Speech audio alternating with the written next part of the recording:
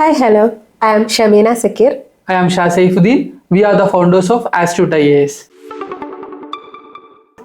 2022 civil service prelims എക്സാമിനേഷന് ശേഷമാണ് Astute IAS എന്നൊരു ഐഡിയ ആയിട്ട് ഞങ്ങൾ മുന്നോട്ട് വരുന്നത്. ആ സമയത്ത് ഞങ്ങൾക്ക് ആസ്റ്റ്യൂട്ട് IAS എന്ന് പറയുന്ന സിവിൽ സർവീസ് എക്സാം പ്രിപ്പറേഷൻ ഒരു വൺ സ്റ്റോപ്പ് സൊല്യൂഷൻ ആയിരിക്കണം എന്നുള്ളൊരു പ്ലാനും കാര്യങ്ങളൊന്നും ഉണ്ടായിരുന്നില്ല. ഇതിനിടയ്ക്ക് ഞങ്ങളൊരു 2 PCM ബാച്ചസ് കംപ്ലീറ്റ് ചെയ്തു. But for the time being ഞങ്ങൾ തീരുമാനിച്ചു ആസ്റ്റ്യൂട്ട് IAS should be A one stop solution for civil service preparation എന്നുള്ള കാര്യം. മാത്രമല്ല ഏറ്റവും അഫോർഡബിൾ ആയിട്ടുള്ള ഫീ സ്ട്രക്ചറിൽ ഏറ്റവും ക്വാളിറ്റി ആയിട്ടുള്ള കോഴ്സ് പ്രൊവൈഡ് ചെയ്യുന്ന അല്ലെങ്കിൽ കോച്ചിങ് പ്രൊവൈഡ് ചെയ്യുന്ന ഒരു ഇൻസ്റ്റിറ്റ്യൂട്ട് ആയിരിക്കണം അല്ലെങ്കിൽ ഒരു പ്ലാറ്റ്ഫോം ആയിരിക്കണം ആസ്റ്റ്യൂട്ട് എന്നുള്ളത് ഞങ്ങൾക്ക് നിർബന്ധമുണ്ടായിരുന്നു. ആസ് ഓൾ യു നോ, നമ്മളൊരു അക്കാഡമിക് പ്ലാറ്റ്ഫോം എന്ന് പറയുമ്പോൾ which need lots of research and studies. അങ്ങനെ കഴിഞ്ഞൊരു 2-3 വർഷങ്ങളായിട്ട് ഞങ്ങൾ ഒരു റിസർച്ചിന്റെ പുറകിലായിരുന്നു. ഈ റിസർച്ച് പീരീഡിൽ ഞങ്ങൾ 2023 നവംബർ 12 ട്രിവാൻഡ്രം ജനറൽ ഹോസ്പിറ്റൽ ജംഗ്ഷനിൽ ഒരു റീഡിംഗ് റൂം സ്റ്റാർട്ട് ചെയ്യുന്നു. അതിനുശേഷം 2024 ട്രിവാൻഡ്രം സ്റ്റാച്യു സെക്രട്ടേറിയറ്റിനടുത്തായി ഒരു റീഡിംഗ് റൂം കൂടി ഓപ്പൺ ചെയ്യുന്നു. ഈ ഒരു സമയത്ത് ഒരുപാട് ആസ്പിറൻസുമായി ഇൻട്രാക്ട് ചെയ്യാനുള്ള ഒരു അവസരം നമുക്ക് ലഭിച്ചു.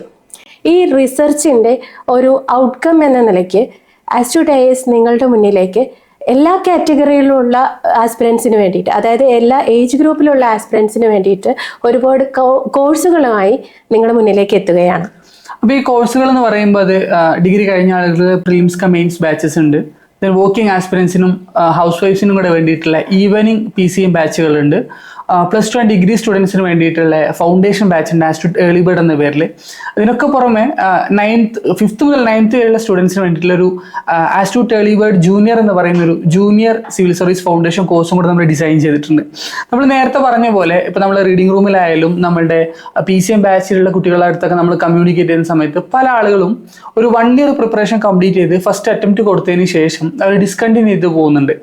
അപ്പോൾ ഇവരടുത്ത് സംസാരിക്കുമ്പോൾ നമുക്ക് മനസ്സിലായിട്ടുള്ള കാര്യം, ഈ ഡിസ്കണ്ടിന്യൂ ചെയ്ത് പോകാനുള്ള റീസൺ എന്ന് പറയുന്നത് ഡിഗ്രിക്ക് ശേഷം 1 വർഷത്തിൽ കൂടുതൽ സമയം ഒരു കോമ്പറ്റേറ്റീവ് എക്സാമിനേഷന് വേണ്ടി മാറ്റിവെക്കാൻ അവർക്ക് സാങ്കേതികമായിട്ട് പല ബുദ്ധിമുട്ടുകളുണ്ട്. മാത്രമല്ല വലിയ കോഴ്സ് ഫീ അവർക്ക് അഫോർഡ് ചെയ്യാൻ ബുദ്ധിമുട്ടുണ്ട്. ദെൻ ട്രിവാൻഡ്രം അല്ലെങ്കിൽ ഡൽഹി പോലൊരു നഗരത്തിൽ വന്നിട്ട് അവിടുത്തെ ലിവിങ് കോസ്റ്റ് അവർക്ക് മീറ്റ് ചെയ്യാനുള്ള ബുദ്ധിമുട്ടുകൾ അവർ പറയുന്നുണ്ട്. സോ ഇവരൊക്കെ പറയുന്ന ഒരു കാര്യം, കുറച്ചും കൂടെ നേരത്തെ അല്ലെങ്കിൽ ഇവരുടെ ഡിഗ്രിക്ക് കൂടെ അല്ലെങ്കിൽ +2ന്റെ സമയത്തൊക്കെ ഇവർക്ക് സിവിൽ സർവീസ് എക്സാമിനേഷനെ കുറിച്ച് ഒരു കൃത്യമായിട്ട് ധാരണ കിട്ടിയിട്ടുണ്ടായിരുന്നെങ്കിൽ, അല്ലെങ്കിൽ അവർ നേരത്തെ പ്രിപ്പറേഷൻ സ്റ്റാർട്ട് ചെയ്തിട്ടുണ്ടായിരുന്നെങ്കിൽ ഒരു പക്ഷേ അവർക്ക് ആദ്യ ശ്രമത്തിൽ തന്നെ എക്സാം ക്വാളിഫൈ ചെയ്യാൻ പറ്റും എന്നുള്ളതാണ് അവർ പറയുന്നത്. ബേസിക്കലി ഈ ഒരു ഐഡിയയിൽ നിന്നാണ് ആസ്റ്റ്യൂട്ട് ഏർലി ബേർഡ് എന്ന പേരിൽ നമ്മളൊരു സിവിൽ സർവീസ് ഫൗണ്ടേഷൻ കോഴ്സായിട്ട് നമ്മൾ നിങ്ങളുടെ മുന്നിലേക്ക് എത്തുന്നത്. അപ്പോൾ ഈ ഒരു ഫൗണ്ടേഷൻ കോഴ്സിന്റെ പുറകിൽ നമുക്കൊരു 3 ഐഡിയോളജീസ് ആണ്, അതായത് 3 ഫിലോസഫീസ് ആണ്. ഇതിൽ ഒന്നാമത്തെ കാര്യം എന്ന് പറയുന്നത് വേറൊന്നുമല്ല, ഏർലി ബേർഡ് ക്യാച്ചസ് ദി വേം എന്ന് പറയുന്നത്. അതായത് ഡിഗ്രി കഴിഞ്ഞതിന് ശേഷം ഒരു ആസ്പിറന്റ് സിവിൽ സർവീസിന് വേണ്ടി പ്രിപ്പയർ ചെയ്ത് തുടങ്ങുമ്പോൾ ആ ഒരു കുട്ടിക്ക് മുന്നിലുള്ള കടമ്പകൾ എന്ന് പറയുന്നത് NCERTs ഒരുപാട് പ്രാവശ്യം റിവൈസ് ചെയ്യാനുണ്ട്, നമ്മൾ സ്റ്റാൻഡേർഡ് ടെക്സ്റ്റുകൾ വായിക്കണം, എല്ലാ സബ്ജക്റ്റിനും ബേസിക്സ് അവർ ബിൽഡ് ചെയ്യണം. ദെൻ ആദ്യമായിട്ടാണ് UPSC പെർസ്പെക്റ്റീവ് ന്യൂസ് പേപ്പർ വായിക്കുന്നതെന്നുണ്ടെങ്കിൽ അവർ ഒരു 3-4 മണിക്കൂർ എടുക്കും. ഹിന്ദു വേൾഡ് ന്യൂസ് പേപ്പർ വായിച്ച് കറക്റ്റായിട്ട് കറണ്ട് അഫെയർ പ്രിപ്പയർ ചെയ്യണമെന്നുണ്ടെങ്കിൽ. ഇതിന് പുറമെ ഓപ്ഷണൽ ക്ലാസ് അറ്റൻഡ് ചെയ്യണം, GSന്റെ ക്ലാസ് അറ്റൻഡ് ചെയ്യണം. ഇതെല്ലാം കൂടി ഒരു 1 yearനകത്ത് കംപ്ലീറ്റ് ചെയ്തിട്ട് ആദ്യ അറ്റംപ്റ്റിൽ എക്സാം ക്വാളിഫൈ ചെയ്യാന്ന് പറയുന്നത് ഈസ് നോട്ട് ഈസി, അല്ലെങ്കിൽ literally it's not possible. At the same time foundation course attend ചെയ്യുന്ന ഒരു കുട്ടീനെ സംബന്ധിച്ചിടത്തോളം അവർ ഡിഗ്രി കഴിയുന്നതിന് മുന്നേ ആയിട്ട് 3-4 പ്രാവശ്യം NCERTs അവർ റിവൈസ് ചെയ്യുന്നുണ്ട്. അതേപോലെ ന്യൂസ് പേപ്പർ UPSC പെർസ്പെക്റ്റീവിൽ ഒരു 1-1.5 മണിക്കൂർ കൊണ്ട് കംപ്ലീറ്റ് ചെയ്യാൻ അവർ പഠിക്കുന്നുണ്ട്. മാത്രമല്ല UPSC ഡിമാൻഡ് ചെയ്യുന്ന ഫണ്ടമെന്റൽ സബ്ജക്ട്സ് ആയിട്ടുള്ള ഹിസ്റ്ററി, ജോഗ്രഫി, പോളിറ്റി, എക്കോണമി പോലുള്ള സബ്ജക്റ്റുകൾ അവർ ഒരു കോർ ഫൗണ്ടേഷൻ അവർ ബിൽഡ് ചെയ്യുന്നുണ്ട്. അപ്പോൾ ഡിഗ്രി കഴിഞ്ഞതിന് ശേഷം അവർ മുന്നിലാകെ ബാക്കിയുള്ളതെന്ന് പറയുന്നത് എന്താണ്, അവർ ഓൾറെഡി ബിൽഡ് ചെയ്തിട്ടുള്ള ഫൗണ്ടേഷന് മുകളിലേക്ക് അവർ കുറച്ച് എക്സ്ട്രാ നോളജ് അക്യൂർ ചെയ്യുക, കണ്ടന്റ് എൻട്രി ചെയ്യുക, ദെൻ പോയിട്ട് അവർ എക്സാം എഴുതിയിട്ട് ഫസ്റ്റ് അറ്റംപ്റ്റ് ക്വാളിഫൈ ചെയ്യുന്നുള്ളതാണ്. അപ്പോൾ നമ്മൾ നേരത്തെ പറഞ്ഞ ഡിഗ്രിക്ക് ശേഷം പ്രിപ്പയർ ചെയ്യുന്ന ഒരു കുട്ടീനെ കമ്പയർ ചെയ്യുന്ന സമയത്ത് ഫൗണ്ടേഷൻ കിട്ടിയ ഒരു കുട്ടീനെ സംബന്ധിച്ചിടത്തോളം ആദ്യ ശ്രമത്തിൽ തന്നെ എക്സാം ക്വാളിഫൈ ചെയ്യാനുള്ള ചാൻസ് വളരെ ഹൈ ആണ്. അതുപോലെ രണ്ടാമത്തെ ഫിലോസഫി എന്ന് പറയുന്നത് അണ്ടർസ്റ്റാൻഡ് ദി എക്സാം എന്നുള്ളതാണ്. The most important thing in civil service preparation. പല ആസ്പിരൻസും പ്രിപ്പറേഷൻ്റെ പീക്കിലെത്തി നിൽക്കുമ്പോഴാണ്, അതായത് എക്സാമിൻ്റെ റിയാലിറ്റിയിൽ എത്തി നിൽക്കുമ്പോഴാണ് എൻ്റെ ഓപ്ഷണൽ പേപ്പറിൽ കൺഫ്യൂഷൻ ഉണ്ട്, GS പേപ്പേഴ്സിന് പുറമെ ഒരു essay ഉണ്ട്, 2 കമ്പൽസറി ലാംഗ്വേജ് പേപ്പേഴ്സ് ഉണ്ട്. ഇതിനെല്ലാം സ്കിൽസ് ഡെവലപ്പ് ചെയ്തെടുക്കേണ്ടതുണ്ട്. മാത്രമല്ല മെയിൻസ് എന്ന് പറയുന്നത് ഒരു റിട്ടൺ ഇൻ്റർവ്യൂ ആണ്. ഇതിന് വേണ്ട എസെൻഷ്യൽ സ്കിൽസ് ആയിട്ടുള്ള perspective creation, analytical ability, critical thinking, decision making തുടങ്ങിയ സ്കിൽസ് എല്ലാം ഡെവലപ്പ് ചെയ്തെടുക്കേണ്ടതുണ്ട്. മാത്രമല്ല prelims and mains questions crack ചെയ്യേണ്ട സ്കിൽസ് എല്ലാം ഡെവലപ്പ് ചെയ്യേണ്ടതുണ്ട്. ഒരു ഫൗണ്ടേഷൻ കോഴ്സ് എടുത്ത കുട്ടി ഇതെല്ലാം ഗ്രാജുവലി ഒരു മെൻറ്ററുടെ സഹായത്തോടു കൂടി ടെസ്റ്റ് സീരീസിലൂടെയും ഡിസ്കഷൻസ് ആൻഡ് ഡിബേറ്റിലൂടെയും ഗ്രാജുവലി ഒരു 1.5-2 വർഷത്തിൽ ഇത് എല്ലാം ഏൺ ചെയ്യുന്ന സമയത്ത് ഡിഗ്രി കഴിഞ്ഞ് പ്രിപ്പറേഷനിലേക്ക് ആദ്യമായി എത്തുന്ന ഒരു കുട്ടി 1 വർഷം കൊണ്ട് ഇതെല്ലാം നേടിയെടുക്കുക എന്ന് പറയുന്നത് പ്രാക്ടിക്കലി ഡിഫിക്കൽട്ടാണ്. ഇവിടെയാണ് ഒരു സിവിൽ സർവീസ് ഫൗണ്ടേഷൻ കോഴ്സിൻ്റെ, അതായത് ഏർലി ബേർഡിൻ്റെ റെലവൻസ് വരുന്നത്. ഈ ഫൗണ്ടേഷൻ കോഴ്സിന്റെ പുറകിലുള്ള മൂന്നാമത്തെ ഫിലോസഫി എന്ന് പറയുന്നത് discover whether civil service is for me or not എന്നുള്ളതാണ്. അതായത് നേരത്തെ നമ്മൾ പറഞ്ഞു ഒരു അറ്റംപ്റ്റ് കഴിഞ്ഞിട്ട് ഡിസ്കണ്ടിന്യൂ ചെയ്ത് പോകുന്ന ആളുകളെ കുറിച്ചിട്ട്. ബട്ട് പല ആസ്പിരൻസും പ്രിപ്പറേഷൻ തുടങ്ങി ഒരു 3-4 മാസം കഴിയുമ്പോൾ അവർ പ്രിപ്പറേഷൻ ഡിസ്കണ്ടിന്യൂ ചെയ്യുന്നുണ്ട്. ഇതിന്റെ പുറകിലുള്ള റീസൺ എന്ന് പറയുന്നത് ഈ ഒരു 3-4 മാസത്തെ പ്രിപ്പറേഷൻ കഴിയുമ്പോഴാണ് അവർക്ക് മനസ്സിലാവുന്നത് സിവിൽ സർവീസ് എക്സാം എന്ന് പറഞ്ഞിട്ടുണ്ടെങ്കിൽ നമുക്ക് ഇത്രയും കാര്യങ്ങൾ പഠിക്കാനുണ്ട്, ഇതിന്റെ എക്സാമിന്റെ സ്ട്രക്ചർ ഇങ്ങനെയാണ്. മാത്രമല്ല ഈ ഒരു പ്രിപ്പറേഷൻ ജേർണിയിൽ അവർക്ക് റിയൽ ആയിട്ടുള്ള സിവിൽ സർവൻസിനെ അവർക്ക് മീറ്റ് ചെയ്യാൻ പറ്റുന്നുണ്ട്. സോ അവർ റിയലൈസ് ചെയ്യാണ് ആക്ച്വലി ഇവർ എക്സാം ക്വാളിഫൈ ചെയ്തതിന് ശേഷം ഇവരുടെ കരിയർ എന്താണെന്നുള്ളതൊക്കെ. ഈ ഒരു സമയത്ത് പല ആസ്പിരൻസും റിയലൈസ് ചെയ്യുന്നുണ്ട് this is not my cup of tea. നമ്മൾ പറയാറുണ്ട് everything is not everyone's cup of tea എന്നുള്ളത്. അപ്പോൾ അങ്ങനെ വരുന്നൊരു സിറ്റുവേഷനകത്ത് ഇവരിത് നിർത്തിയിട്ട് പോവാം.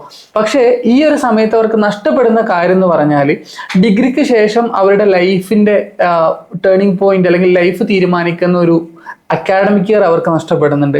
മാത്രമല്ല അവർ അക്കാഡമികളിൽ കൊടുക്കുന്ന ഭീമമായ ഫീസ് അവർക്ക് നഷ്ടപ്പെടുന്നുണ്ട്. അപ്പോൾ നമ്മൾ ഈ ഒരു ഫൗണ്ടേഷൻ കോഴ്സ് അറ്റൻഡ് ചെയ്യുന്ന ഒരു കുട്ടീനെ സംബന്ധിച്ചിടത്തോളം ആ ഒരു ഫൗണ്ടേഷൻ ചെറിയൊരു ഫീസ് സ്ട്രക്ചറിനകത്ത് അവരുടെ ഒരു അക്കാഡമിക് ഇയർ മിസ് ചെയ്യാണ്ട് അവർ ഈ ഇതിൻ്റെ കൂടെ പ്രിപ്പറേഷൻ്റെ +2ൻ്റെ കൂടെ പ്രിപ്പറേഷൻ കണ്ടിന്യൂ ചെയ്യുമ്പോൾ അവർക്ക് കിട്ടുന്നൊരു അഡ്വാൻറ്റേജ് എന്ന് പറയുന്നത് ഇത് നമ്മളുടെ ഫീൽഡ് അല്ല എന്ന് മനസ്സിലാവുകയാണെന്നുണ്ടെങ്കിൽ അവർക്ക് ഡിഗ്രിക്ക് ശേഷമുള്ള അവരുടെ ഒരു ഇയർ സേവ് ചെയ്യാം, അവർക്ക് അവരുടെ പൈസയും സേവ് ചെയ്യാൻ പറ്റുന്നുണ്ട്. അതായത് ഈ സിവിൽ സർവീസ് ഫൗണ്ടേഷൻ കോഴ്സ് തീരുമ്പോഴേക്ക് കുട്ടിക്ക് ഇങ്ങനെ ഡിസൈഡ് ചെയ്യാൻ പറ്റും, ഇത് എനിക്ക് ചേരുന്നതാണ്, ഈ കരിയറിൽ ഞാൻ ഓക്കെ ആണോ എന്നുള്ളത്, ഇത് തന്നെ ഞാൻ ഓപ്റ്റ് ചെയ്യണോ എന്നുള്ളത്. ചിലർ അത് ഓക്കെ ഇത് എൻ്റെ കപ്പ് ഓഫ് ടീ അല്ല എന്ന് ഡിസൈഡ് ചെയ്യുന്ന ഒരു മൊമെൻറ്റിൽ ഒരു ഓപ്പർച്യൂണിറ്റി കോസ്റ്റിൻ്റെ പ്രശ്നം ഇവിടെ വരുന്നില്ല. കാരണം എന്താണെന്ന് വെച്ചാൽ ഒരു സീനിയർ അഡ്മിനിസ്ട്രേറ്റീവ് ഓഫീസേഴ്സൊക്കെ പറയുന്നത് കേട്ടിട്ടുണ്ട്, ഒരു ഇന്ത്യൻ പൗരൻ ലൈഫിൽ ഒരിക്കലെങ്കിലും സീരിയസ് ആയിട്ട് ഇന്ത്യൻ സിവിൽ സർവീസ് എക്സാമിന് പ്രിപ്പയർ ചെയ്യണമെന്ന്. കാരണം ഇനി ആ കുട്ടി ഏത് മേഖലയിലേക്ക് തിരിയുകയാണെങ്കിൽ പോലും ഈ ഫൗണ്ടേഷൻ കോഴ്സിൽ നേടിയെടുത്തിട്ടുള്ള അറിവ് എവിടെ വേണമെങ്കിലും അപ്ലൈ ചെയ്യാൻ പറ്റുന്ന ഒട്ടും വേസ്റ്റ് ആവാത്ത വളരെ ഇമ്പോർട്ടൻ്റ് ആയ കുറേ അറിവുകളാണ്. അതായത് ബേസിക് നോളജ് എന്ന് വേണമെങ്കിൽ പറയാം. പിന്നെ പല ആളുകൾക്കുള്ളൊരു കൺഫ്യൂഷനാണ് നമ്മൾ ഡിഗ്രിക്ക് പഠിക്കുമ്പോൾ അല്ലെങ്കിൽ +2ന് പഠിക്കുന്നതിൻ്റെ കൂടെ എങ്ങനെയാണ് നമ്മളൊരു സിവിൽ സർവീസ് പോലുള്ള ഒരു കോമ്പറ്റേറ്റീവ് എക്സാമിനോട് പ്രിപ്പയർ ചെയ്യുക എന്നുള്ളത്. നിങ്ങളുടെ +2 പഠനത്തെ അല്ലെങ്കിൽ നിങ്ങളുടെ ഡിഗ്രി പഠനത്തെയൊക്കെ കൺസിഡർ ചെയ്തിട്ടാണ് നമ്മൾ ഏർലി ബേർഡ് എന്ന് പറയുന്ന നമ്മളുടെ ഒരു ഫൗണ്ടേഷൻ കോഴ്സ് നമ്മൾ സ്ട്രക്ചർ ചെയ്തിട്ടുള്ളത്. അതായത് 1.5 വർഷം നീണ്ടു നിൽക്കുന്ന ഈ കോഴ്സിനകത്ത് ഒരു 200 മണിക്കൂറിൽ കൂടുതൽ വരുന്ന ലൈവ് ആൻഡ് റെക്കോർഡഡ് ക്ലാസ്സുകളാണ് ഉണ്ടാവുക. ഒരാഴ്ചയിൽ നിങ്ങൾക്ക് 4 മണിക്കൂർ ക്ലാസ് ഉണ്ടാവും. സാറ്റർഡേ 2 മണിക്കൂർ, സൺഡേ 2 മണിക്കൂർ. ഇതിൽ സാറ്റർഡേയിലുള്ള 2 മണിക്കൂറും സൺഡേയിൽ 1 മണിക്കൂറും നിങ്ങൾക്ക് റെക്കോർഡ് ക്ലാസ് ആയിരിക്കും. ആസ്ട്രോട്ട് IASന്റെ website and mobile app through ആയിരിക്കും നിങ്ങൾക്ക് ക്ലാസ്സുകൾ കിട്ടുന്നുണ്ടാവുക. ദെൻ സൺഡേയിലെ 2ാമത്തെ മണിക്കൂറിലെ ക്ലാസ് എന്ന് പറയുന്നത് അതൊരു ലൈവ് സെഷൻ ആയിരിക്കും.